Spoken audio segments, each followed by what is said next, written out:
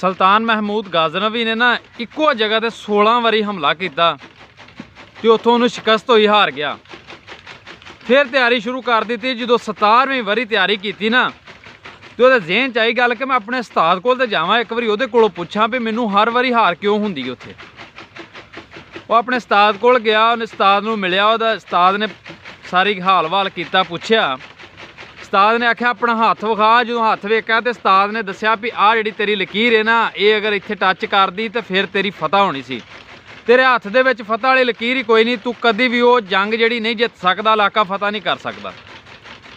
ਸੁਲਤਾਨ ਮਹਿਮੂਦ ਗਾਜ਼ਨਵੀ ਨੇ ਗੁੱਸੇ ਨਾਲ ਆਪਣੇ ਨਾਲ ਖੰਜਰ ਕੱਢਿਆ ਤੇ ਖੰਜਰ ਕੱਢ ਕੇ ਤੇ ਉਹ ਲਕੀਰ ਬਣਾ ਦਿੱਤੀ, ਜ਼ਖਮ ਬਣਾ ਦਿੱਤਾ ਉਸ ਜਗ੍ਹਾ ਤੇ ਉਸਤਾਦ ਨੂੰ ਆਂਦਾ ਹੁਣ ਦੱਸ, ਇਹ ਹੁਣ ਜ਼ਖਮ ਏਡੀ ਜਲਦੀ ਮਿਟ ਨਹੀਂ ਸਕਦਾ, ਮੈਂ ਲਕੀਰ ਮਿਲਾ ਦਿੱਤੀ, ਹੁਣ ਮੈਨੂੰ ਦੱਸ ਮੈਂ ਉੱਥੇ ਹਮਲਾ ਕਰਾਂ ਜਾਂ ਨਾ ਕਰਾਂ।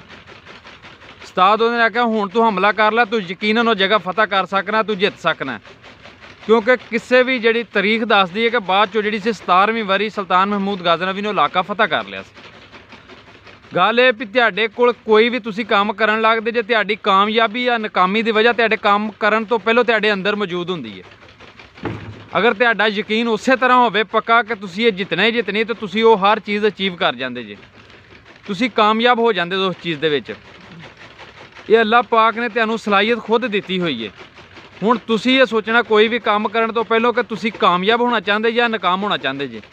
ਅਗਰ ਤਾਂ ਤੁਹਾਡੇ ਅੰਦਰ ਉਹੀ ਜਜ਼ਬਾ ਹੋਵੇ ਕਿ ਤੁਸੀਂ ਸਿਰਫ ਇਹ ਕੰਮ ਜਿੱਤਣਾ ਹੀ ਜਿੱਤਣਾ, ਜਿੱਤਣ ਵਾਸਤੇ ਤੁਸੀਂ ਇਹ ਕਰ ਰਹੇ ਜੇ, ਤੁਸੀਂ ਇਹਨੂੰ ਕਾਮਯਾਬ ਇਹਦੇ 'ਚ ਹੋਣਾ ਹੀ ਹੋਣਾ, ਤੇ ਤੁਸੀਂ ਹੋ ਸਕਦੇ ਜੇ।